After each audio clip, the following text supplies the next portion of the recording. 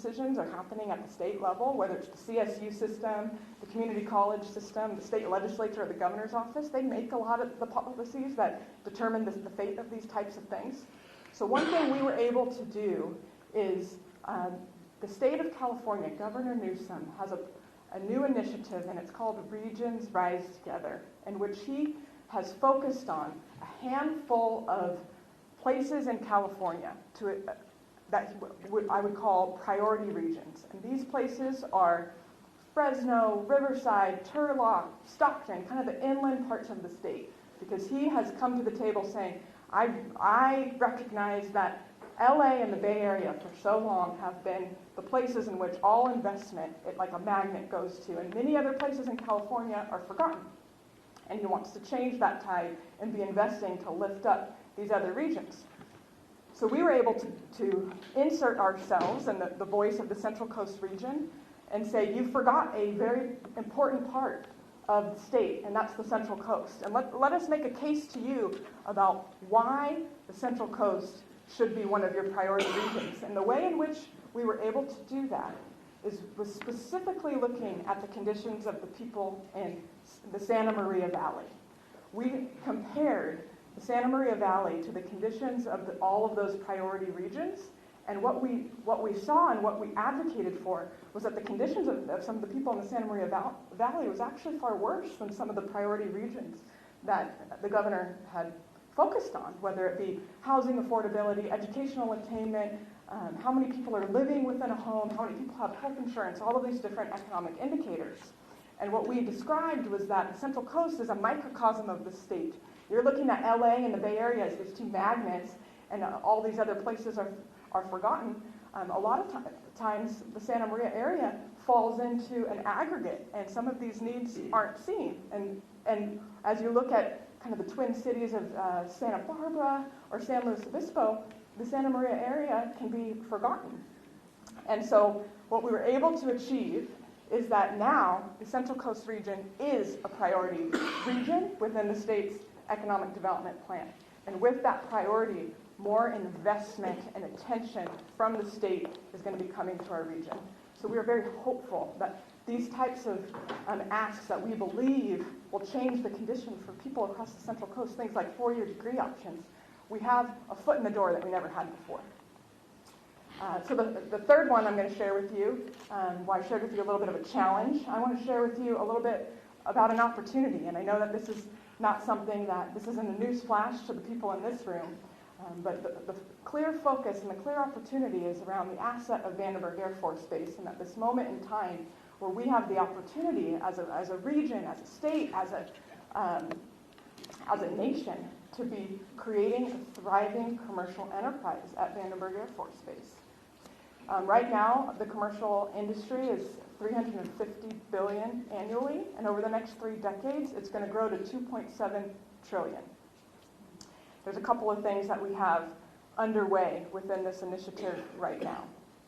One is that we have garnered the attention of the state, and we have garnered the investment and the priority of this as part of their larger economic development plan. So the state of California, along with the Air Force, so the 30th Space Wing, are working together with our organization, and we have some support through Deloitte, who is working on some of the technical studies for us, to create a master plan that would lay out what a future commercial spaceport could look like, and where and how these opportunities could be funded to create the types of conditions that we want to see happen.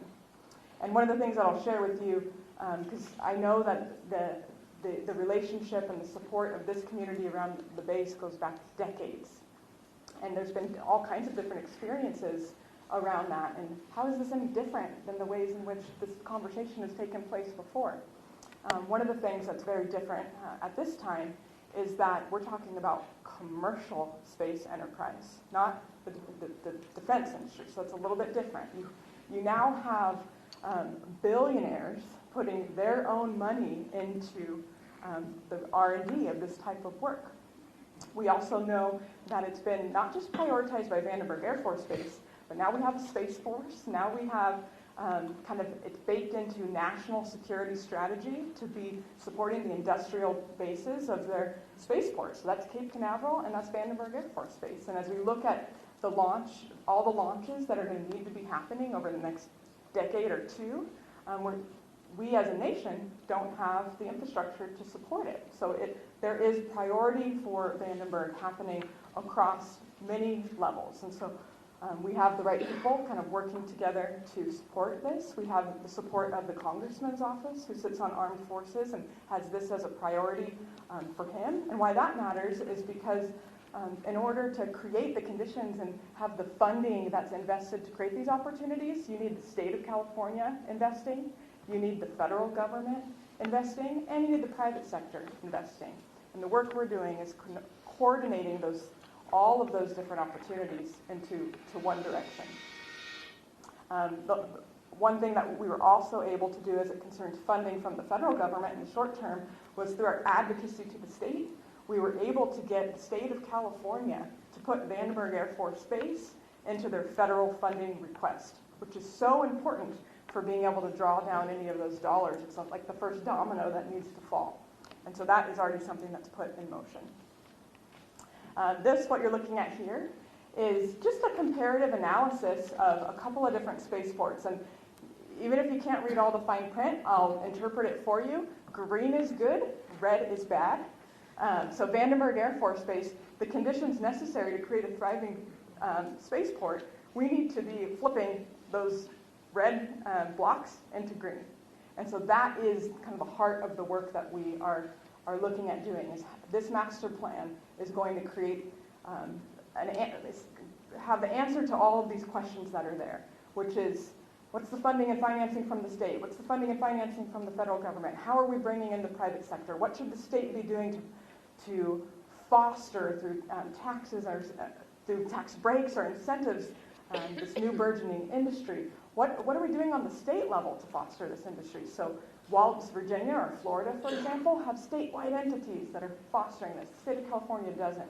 These are all the types of things that we're focusing on, and what's really exciting is that for the first time, the state of California is very, very engaged in the conversation. So as I kind of bring this presentation to a close, what I want to kind of share with you is that this approach, this regional approach, is really just a new way of addressing old problems or challenges that we've known about. Nothing that I've shared with you is new. You know what the challenges are. You face them every day. You know what the opportunities are. You talk about them. If you're here in this room, it's because you are the type of people who care about the state of our economy, and you have these conversations all the time. What we're offering to the region is a way in which we can address these things together. And we're already starting to see a lot of that success. And we haven't launched the full plan. We will be doing that next month. So as I close out, I want to invite everyone here to what will be called the Reach 2030 Summit, where we'll have a much longer kind of walkthrough of what this vision and plan is moving forward. It's on March 16th from 2 to 5, and it's at the Clark Center in Arroyo Grande. We hope that each of you will be able to make it. And thank you so much for having me here and allowing me to share a little bit about the work that we're doing. And we do invite your partnership, your participation moving forward.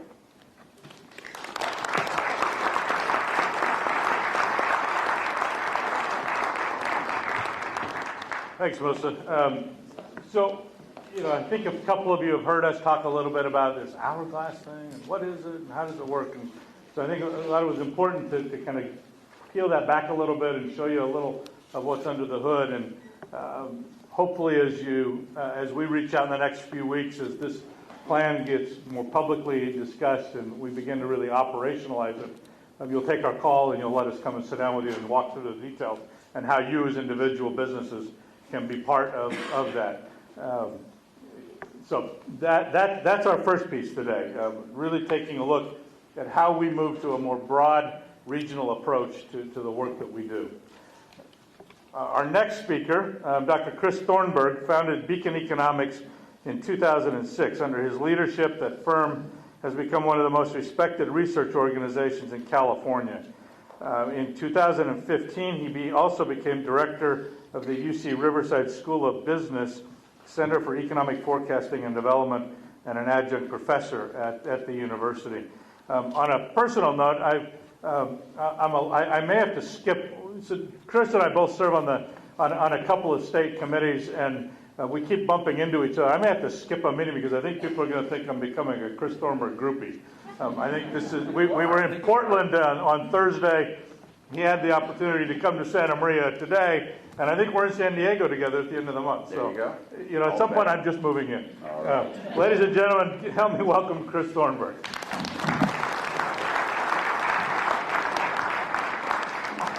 So I'm gonna walk out here. I kind of like this theater and around thing. It's a little different for me. I do a lot of talks, and so I'm going to take advantage of the ability to move around here. I'm here to talk about everything.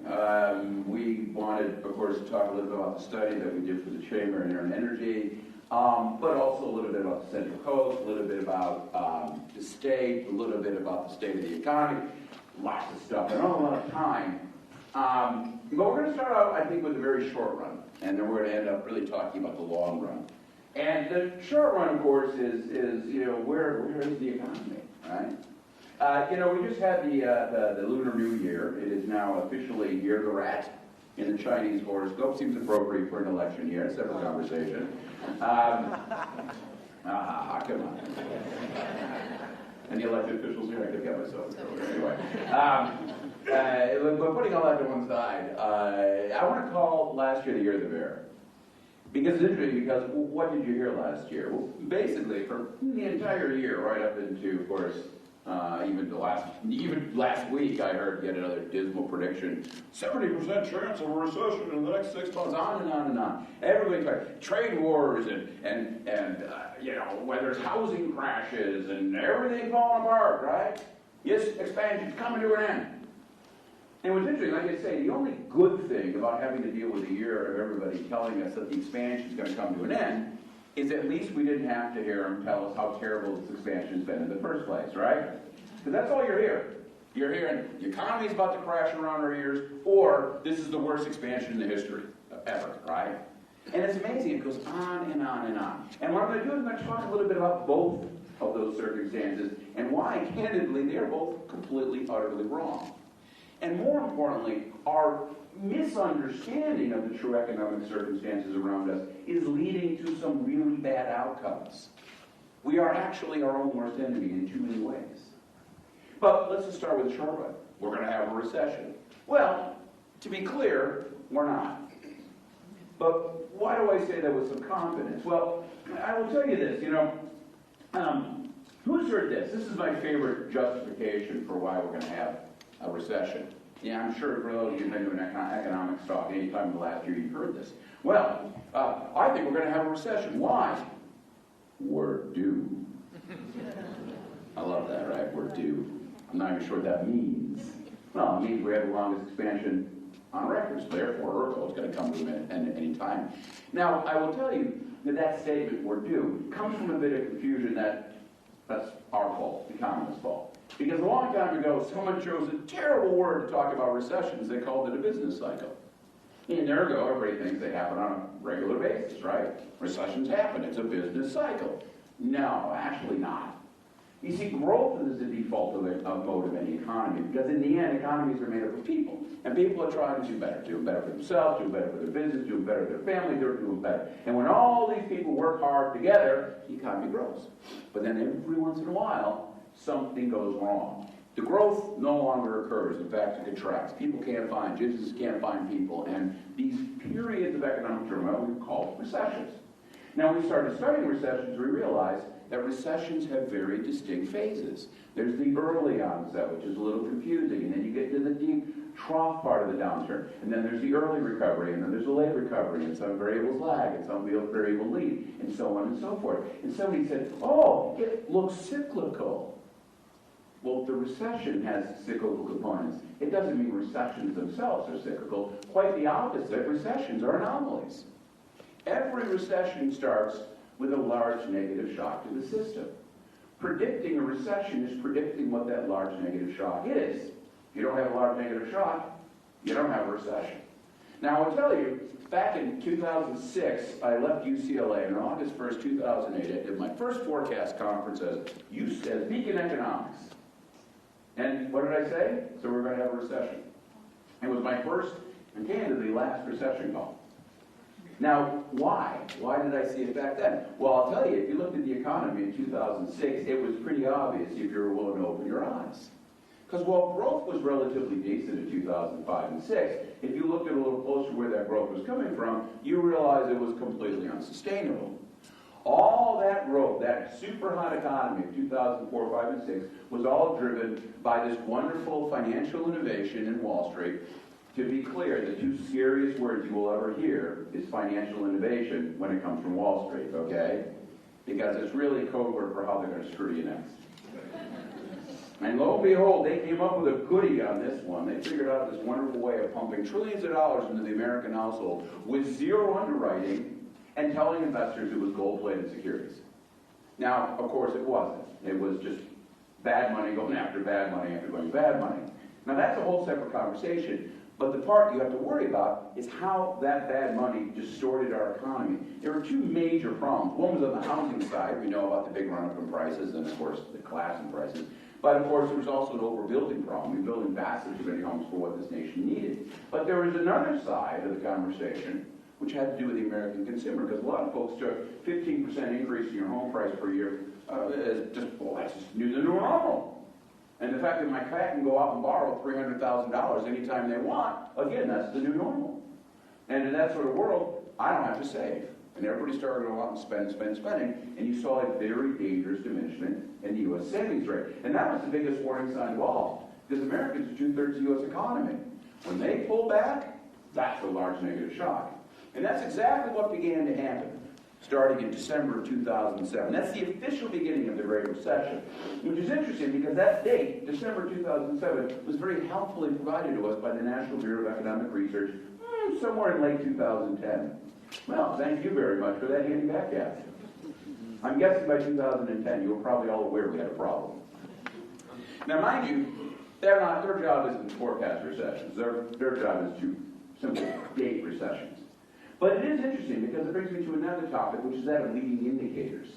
Because a leading indicator is separate from the idea of what caused a recession in the first place. A leading indicator is supposed to be a road sign. It's supposed to be a little warning light. It says, hey, guess what? We're about to have problems.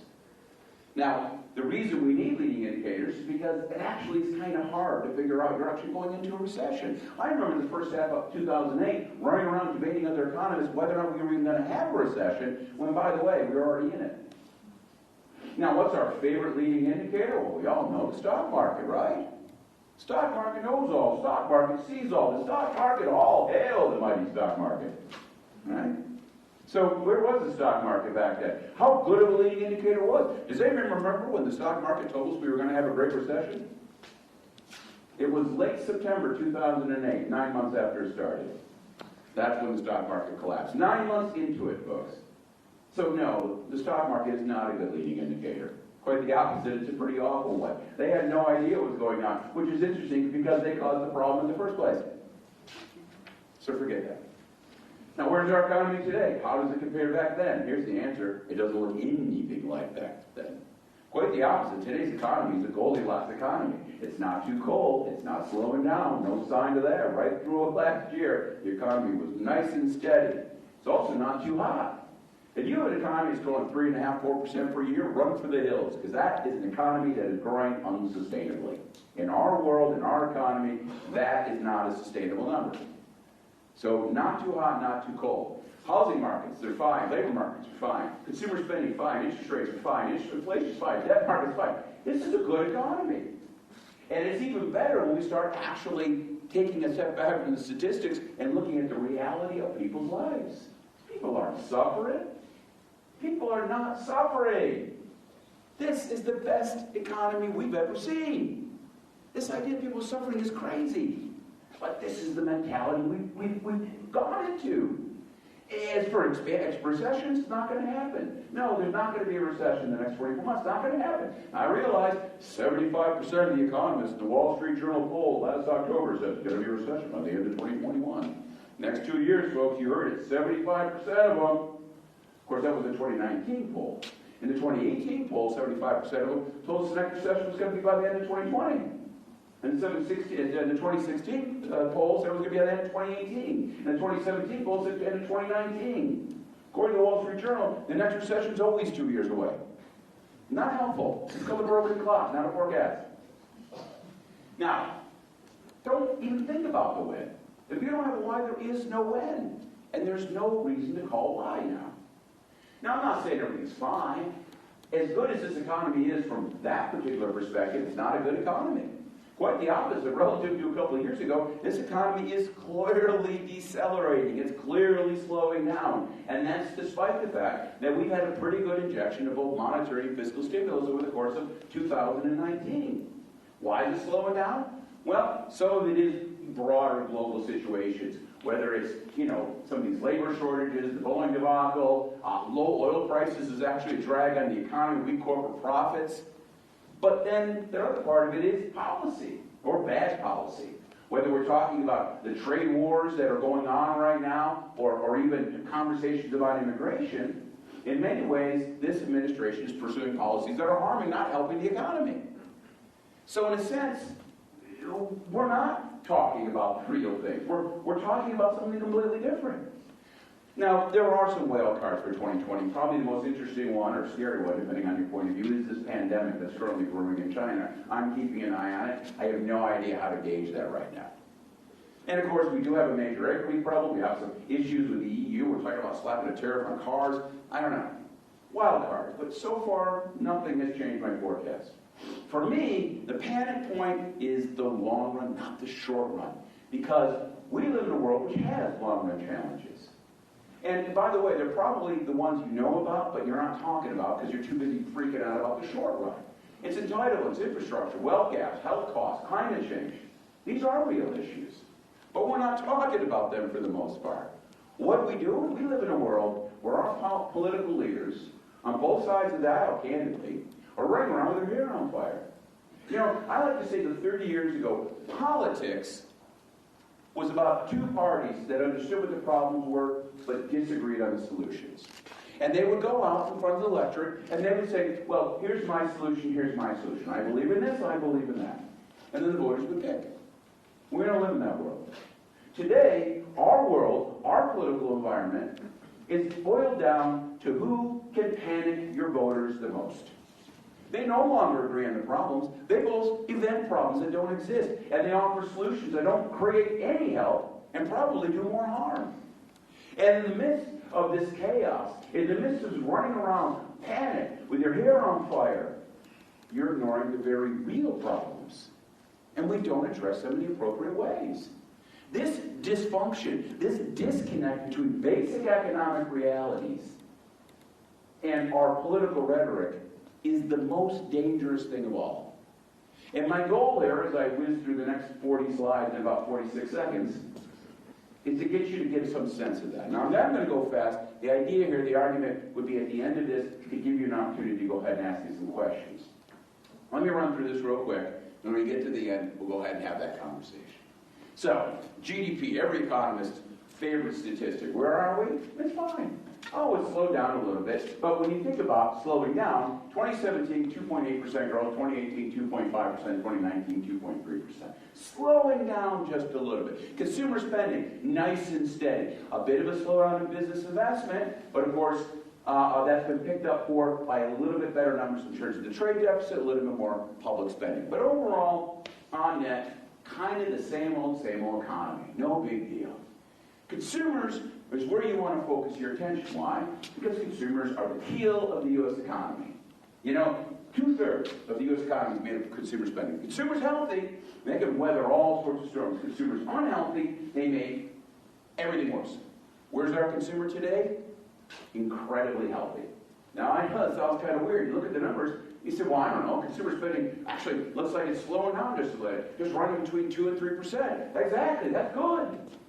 Consumers are growing their consumption on the basis of the economy. Same pace of growth. That's exactly what you want to see. Well, what are people spending money on? Well, you know the news. They're living hand to mouth. They barely put food on the table. Everything's tough. Really? Let's take a look at the numbers. Here's the top categories for spending increases over the last 3 years. Number one, foreign travel. It's so bad in the United States, I gotta get out. Number two, restaurants. Food's so expensive, I have to eat out all the time. Number three, recreation. Hey, I gotta do something to take my mind off my troubles. I mean, really? Have you actually looked around? Do people look like they're starving on their feet in this nation? Not really. Not really. Their biggest problem when they're on their feet is not paying attention because they got their phone in their face all the time. They're going to get run over by a car. Separate conversation. People aren't suffering. Savings rates back up to 8%. Financial obligation ratio, because low debt accumulation and low interest rates, near the lowest it's ever been. This is the healthiest consumer spending sector we've ever seen.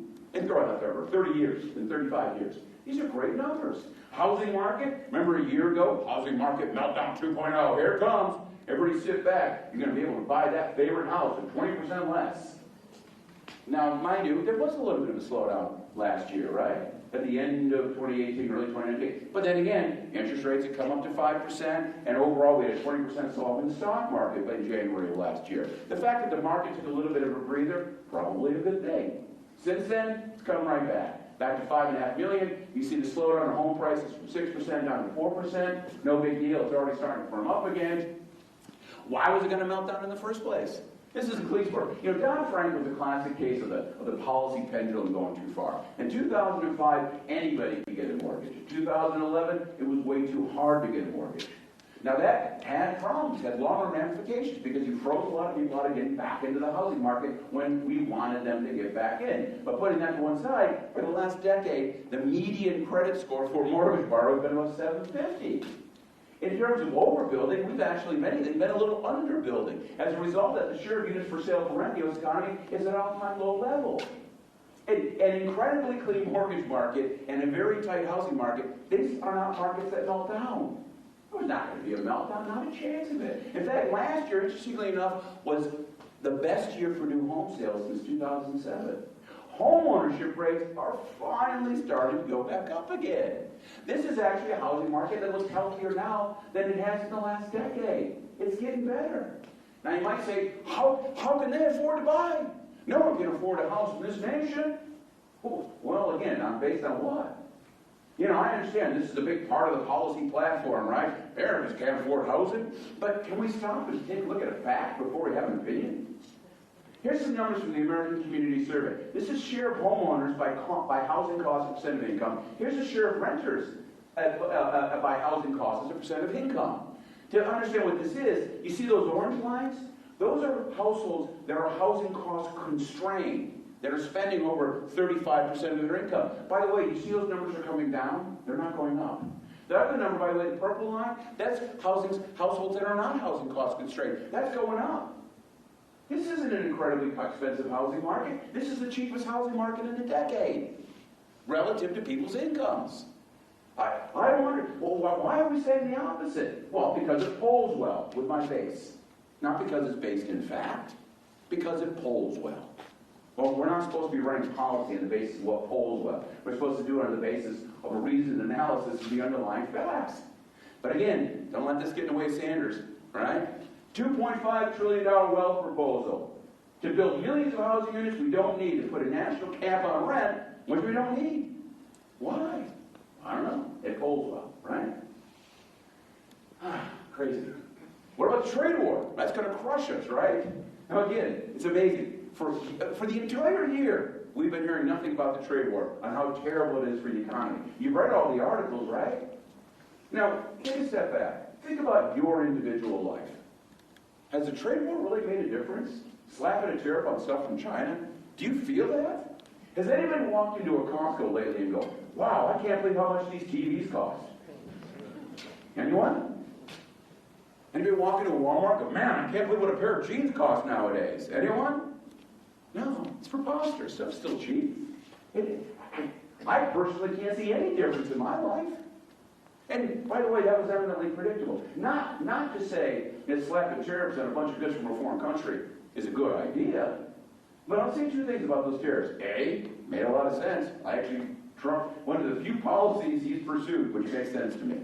Like, China has been breaking every single rule in the WTO. The whole point of an international standard set of rules is that we all play fair by it. If we're not going to play fair, what's the point of the WTO? The only country where we can stand up to China and say, you have to start playing fair, is us. And no one did it for years. I don't know why. Finally, Trump did. So what happened? Well, to be clear, you've got to understand, we're not a very trade-oriented nation. China is. And of course, their policies they have been pursuing has been really helping exaggerate the trade deficit between our two countries. Let's put this in mind. A couple of years ago, 0.75% of the U.S. economy went to China. 4% of their economy came to us. And what they sent to us had much longer supply chains.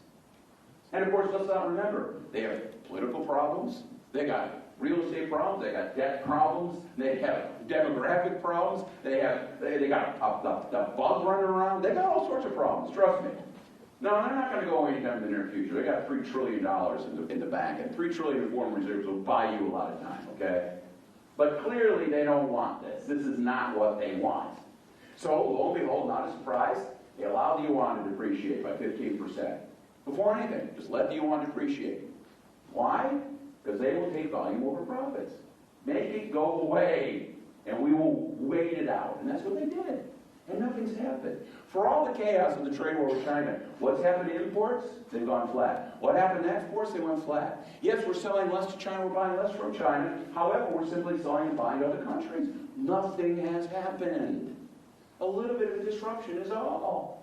But of course, we have to listen how every American household paid $1,300 more last year. That's what they claim. $1,300 more per year because of the Chinese trade war.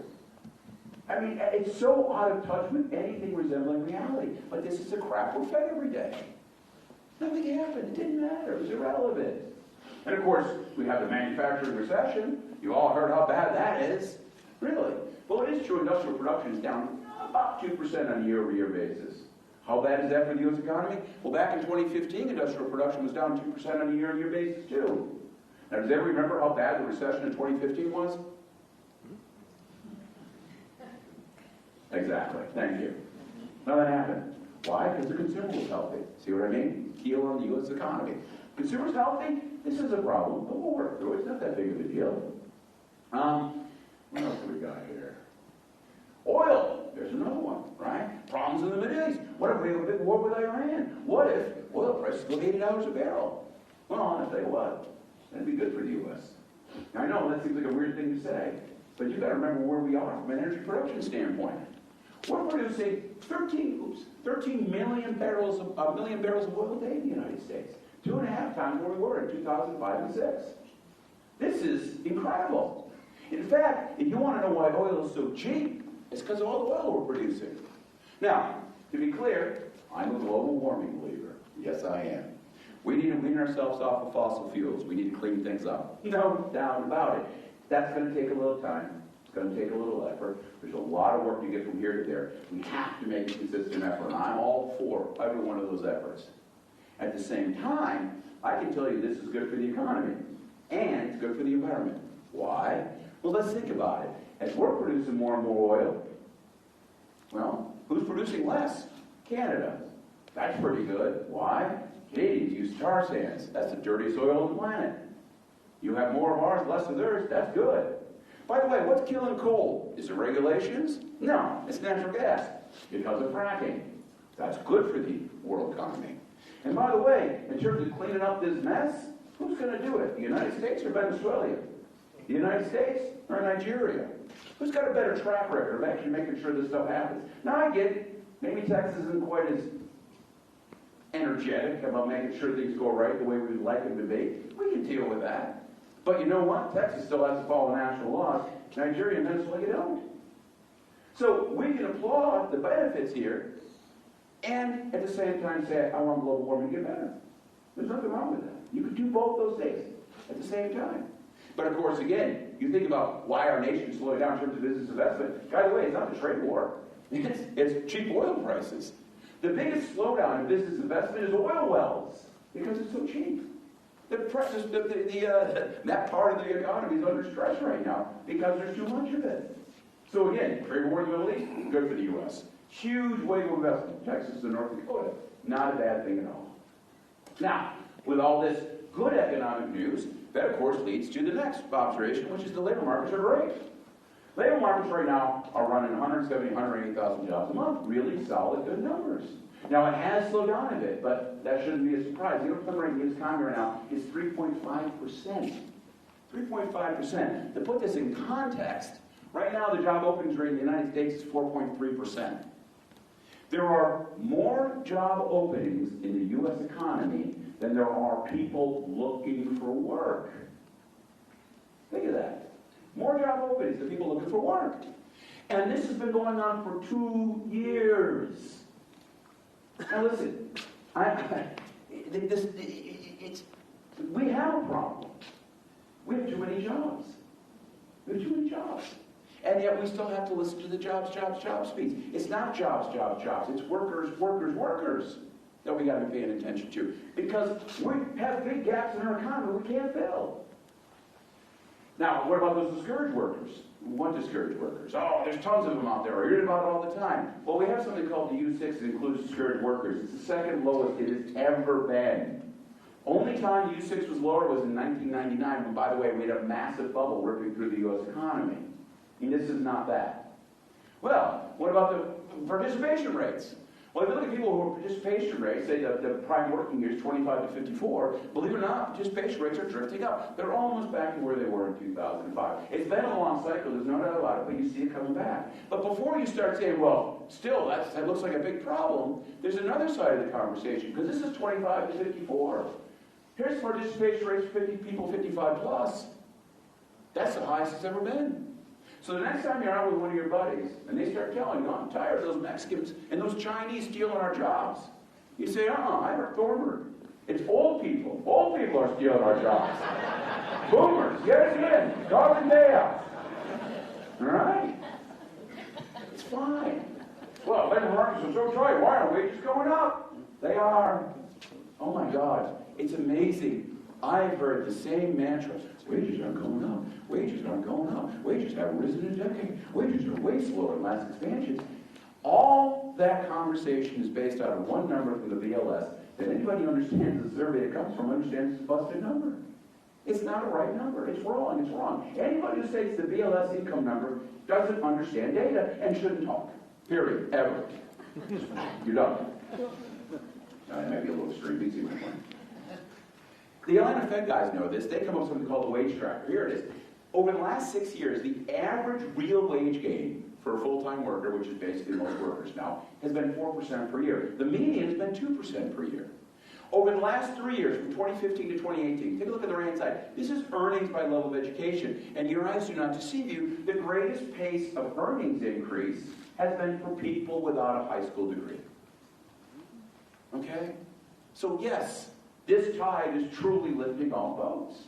Now, there's still different things there. We know that people without a high school degree don't have as much income, as much wealth as someone would say for a graduate degree because they're at Stanford University. But here's the answer. Now is when you train people. You know, 5-6 years ago, when the unemployment rate was 8%, training people didn't have a lot of good because they still had to go out and get a job. And it's hard to compete, right, with someone who has experience, who's been laid off and is just looking for another job. But now these programs work. Man, anytime you get a kid and you get them trained up, they will get a job out there immediately. This is an amazing time for job training and skill upgrading because there's so many opportunities out there. And you might say, well, maybe they're getting a little better now, but, things have been stagnant for years. Here's probably one of the stupidest statistics on the census webpage. It's the real median income for male workers in the U.S. economy. What does it claim? It claims that real median earnings were just a little bit above $40,000, which, by the way, in inflation-adjusted terms was roughly the same as it was in 1973. Now, I look at this and I say, stop. Really? We believe people's earnings aren't going up? We believe people's earnings are the same as they were in 1973? Does anybody remember 1973? Do you think people had the same quality of life in 1973 they do today? It's a preposterous statement. It's a ridiculous comparison. And we sit here and make it all the time as if it's a God-given truth because the census told me. Well, listen, there's a bunch of things wrong with this, and it has to be interpreted right. Here's a basic issue with it. It's take-home pay. It doesn't include benefits like health care. Kind of important. Another big problem with this is a labor market transaction outcome. Okay? It's not quality of life. Here's some statistics on quality of life. Let's look at life expectancy. Back then, 67 years. Today, 76, and rising all the time. Infant mortality rates are down. Crime rates are down. Violent crimes are up. Percentage of the population with a college degree up. We live longer, healthier. We live safer. We live smarter. Where is this in the data? It's not. Because the way we count these things, they don't end up in income statistics. It's a labor market transaction. It's not quality of life. And then last but not least, the biggest flaw of all, inflation. Now, to be clear, you've all heard the conspiracy theory. I hear it all the time. I remember someone sent me an article over the weekend. Americans can't keep up. Americans are drowning in healthcare costs and drowning in education costs. They can't get ahead. They're getting crushed by the cost of living increases. Okay, settle down. And let's walk through this. Is inflation that bad? No, it's not even 2% right now. That doesn't sound too bad. And by the way, if there's any complaint about inflation, it's not that it's understated, it's overstated. It's better than we say. Now, of course, why? Well, it's something that has to do with a quality adjustment. If I looked at a Ford Explorer 5 years ago and a Ford Explorer today, and I said, oh, okay, back then it was 40,000, today it's 50,000. You go, okay, 25% over 5 years, 5% inflation per year. And I go, no, you can't do that. Why? Because a Ford Explorer today is better than a Ford Explorer 5 years ago. It gets better mileage. It's got better electronics. It lasts longer. It needs fewer repairs. It's got more cup holders. Whatever, okay? Economists have to adapt for that. And they do. They have a bunch of models trying to adapt for that. But when change is so dramatic that you can't just do those simple hedonics, then the models fall apart. So what do economists do? They ignore it. Classic example of that, the cell phone, the smartphone, the thing that everybody in this room has in your pocket, all right? I used to ask, who has a smartphone? And I realized that's the dumbest question of all. There might be one or two Luddites out there who still has a razor phone, and more power to you, you know? My father was that guy until AT&T called and said, this is very simple, you no longer can use your razor phone. But you put that to one side, why does this matter? Why does it matter? Smartphones are 12 years old.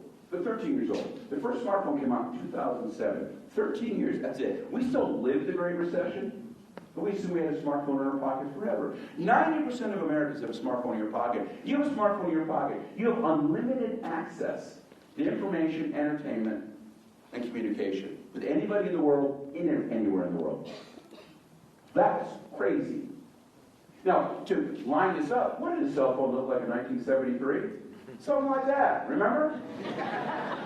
Not quite the same set of features. And this is critical. It isn't just about toys, okay? This is a game changer. Take the group of Americans who have the greatest poverty rate.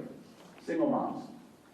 You know, being a single mom has got to be brutal. I can't even imagine dealing with kids without any kind of support. It's no wonder these families live in poverty. By the way, everyone in this room, single moms, all do support those families. Make sure those kids get a good education. Make sure they get a good job. Make sure that family's well off. Great. Now, here's the next step. Being a single mom today is a hell of a lot better than it was 15 years ago. Why? 15 years ago, you needed food and diapers. You were getting on a bus with your kids to go to the local store. Today, boop, boop, boop, Amazon drops it off your doorstep the next morning. That's a game changer, people. Now again, we can say those two things at the same time. We still have a duty to make this world better and support those families, and we can say exactly at the same time, by the way, things are a lot better. We don't have to be panicked. We're moving in the right direction. But somehow or other, politics doesn't allow for this, right? We can't have both these feelings at the same time. We have to run around with our hair on fire, screaming end of the world. We don't have to. Everybody's better off, from the millionaire to the single mom. because of the technologies around us that we don't even talk about. Well, what about inequality? Isn't it all going to the top 1%? Well, again, people who most talk about income inequality use a measure of income inequality that's false. They look at the income inequality based on gross wages. Hello? What's your solution for income inequality? Well, clearly, we need higher taxes and more social benefits. Well, shouldn't you use a measure of inequality that includes taxes paid and benefits received? By the way, if you do that, according to the Gini Index, income inequality hasn't budged in 15 years. Oh, that's why you don't do it, because suddenly it's no longer an issue. Now again, it's not to say we have too little or too much inequality. It doesn't mean we can't do more for low-income families and single moms. But this idea that income inequality is exploding is completely false. It's a complete false narrative. I'll tell you what the real panic point is: wealth inequality. The top 1% of Americans own 40% of all wealth. The top 0.1% own